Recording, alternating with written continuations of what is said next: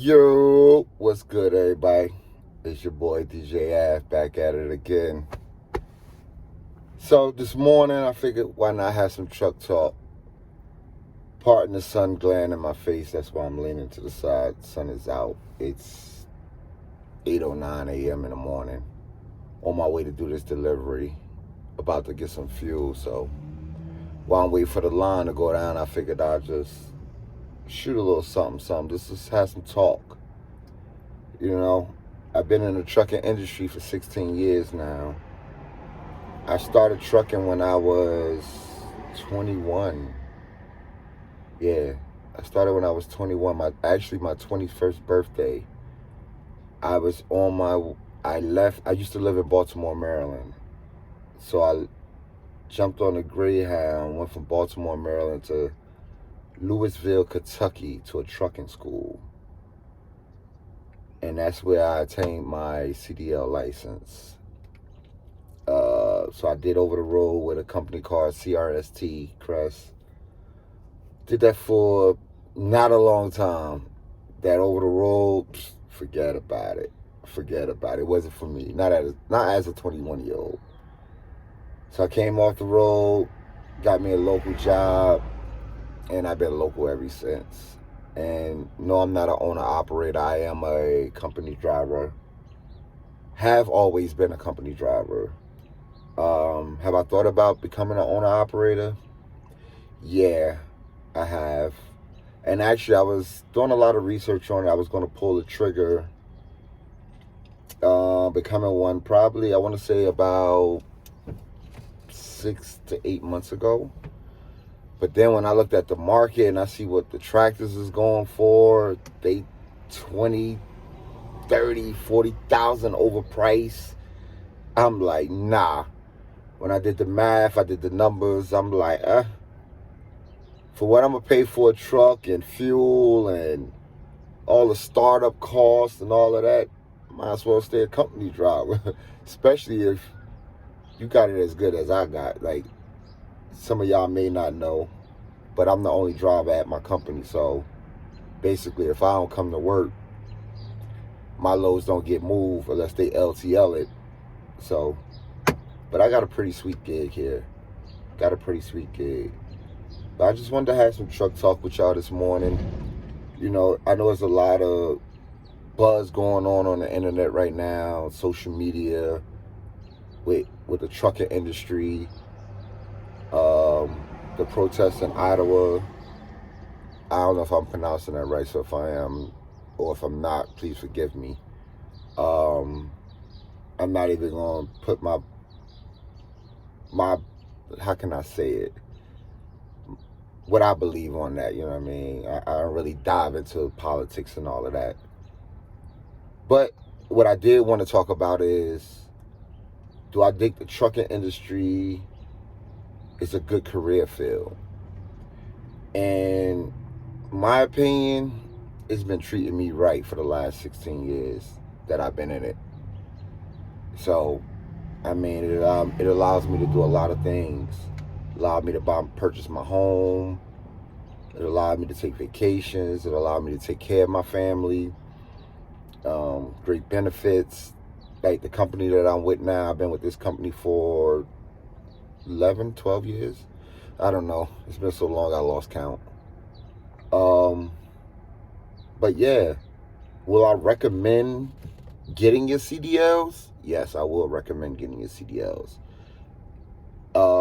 If you don't know, I drive an 18-wheeler. This is an 18-wheeler, manual 18-wheeler. So a lot of people go get their CDLs, but they'll take their tests and an automatic. And I believe, these are just my opinions of what I believe. I believe if you take your test in the automatic, or if you get your license, your CDL Class A license, and you can only drive automatic, I believe that limits you a little bit. Even though that's where the industry is going to, probably automatics, but it limits you in the automatic. So depending on if you don't want to become an owner operator right away out the gate, and if you want to become a company driver. So say if you go to a company and they only got manual transmissions or manual trucks, you can't get that job because you can only drive automatics.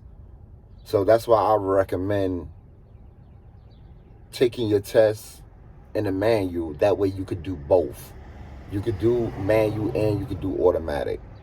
That just like a lot of people right now, the popular thing is the box trucks, non-CDL box trucks, non-CDL hot shots.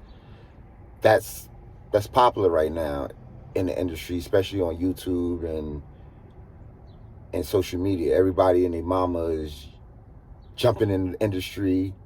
Now, I ain't gonna lie, I do got a problem with that. I'm not gonna say I'm a super trucker, but I would say that I am a professional. I do have years of experience underneath my belt, 16 to be exact, and that's day in and day out. No time off, no, oh, I took a break from trucking and went and did another career, went and tried something else. No, that's 16 years consistent with trucking. And I have, when I say I have experience, I done drove tankers, not triples, but doubles, vans, reefers, flatbed, containers. I was a yard jock for a minute. To be honest with you, I could back a 53 better than I can drive forward, to be honest. If it could fit, I could put it. I did some oversized loads, so I have some experience with oversized loads. So I done touched a little bit of everything in the trucking industry when it comes to driving and moving a vehicle.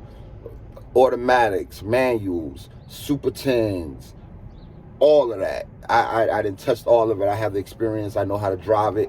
If it can get in gear, I can probably put it in gear and move it. So yes, like I was saying, but do I have a problem with everybody jumping in the industry? No, it's enough money out here for everybody. It's enough money out here for everybody. But what I do have a problem with is, and like I said, I watch YouTube. I'm starting to get back in my YouTube videos.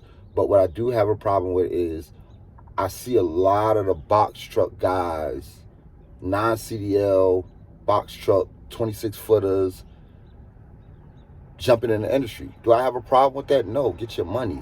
But what I do have a problem with is jumping in the industry and not knowing the basics. Like they just changed the law to get your Class A CDLs, it's mandatory now that you go to school with and get it through a reputable school. But these box truckers, it is different than driving a box truck than driving a tractor. Yes, there is a difference because the tractor is a combination vehicle. A box truck, it's not. A straight truck is not. But some of the same rules apply. You still have to follow DOT laws and rules and regulations of the Department of Transportation. And a lot of these guys that's jumping out here in box trucks, they don't know the rules and regulations. A lot of them are running like you must run a ELD. A lot of them not. A lot of team driving. That's illegal. A lot of them is doing more than 11 hours of drive time and the 14 hours on a shift. So if you driving 11 hours and your teammate is driving 11 hours, where does that leave any time for either one of y'all to sleep and rest? There's no sleeper berths in 98% of the straight trucks. And some of y'all are not pulling over, getting a hotel. Y'all driving straight through. Oh, I drove. Now my 11 hours up. Now he gonna drive and I'm gonna sleep in the passenger seat. That's illegal. And now I'm not judging no one. You do what you do. But where it concerns me is I see accidents every day. 2 and 3 accidents. Like you guys are putting other people's lives at jeopardy by doing those type of things. And if you get caught, there's fines, there's penalties. Now you messing up your seat. your CSA scores, your company CSA score, even if you are owner operator, it's not worth it for the money the little money you're gonna make to do that run. You know, like I said, one thing this truck has taught me is patience. It's to have patience. Because you gotta think about it. Sometimes I'm in this truck 11. On average, I do a 10-hour day. I mandatorily do a 10-hour day no matter what. So I might do a 14-hour day, and in harsh weather conditions, I might be able to get my 116 in if it's snowing or it's really, really bad or something like that, or accident or something like that. But other than that, you guys just need to learn the rules and regulations. Learn the rules, man, because it's serious out here. Like, you actually, like, they just looking at the money. Everybody's saying, oh, you can make 20,000, 30,000 a month in a box truck. And I'm pretty sure you could. I'm not saying you can't. Like I said, I've never been an owner operator. I'm not speaking on no one else's finances. I'm just speaking on my experiences and the things that I know from being in this industry. That's all I'm speaking on. And like I said, a lot of this is, like I said, I see it all day on YouTube. Like, I see it on the road.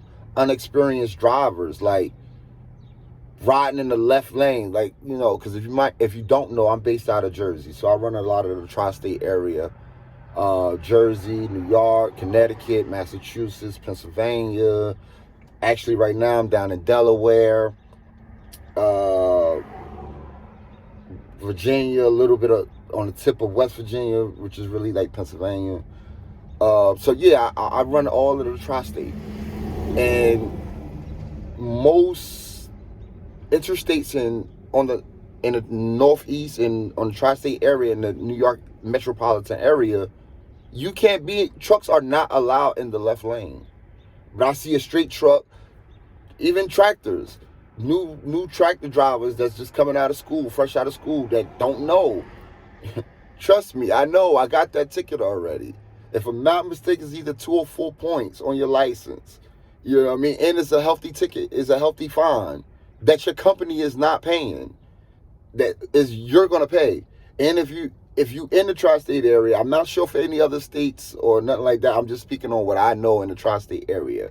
In New Jersey, me being based out of New Jersey, you get a ticket in a tractor, it still goes against your regular driving license. It goes against your regular car insurance for 3 years, if I'm not mistaken. Like, they hold you accountable for that. So now you got a ticket in your work vehicle.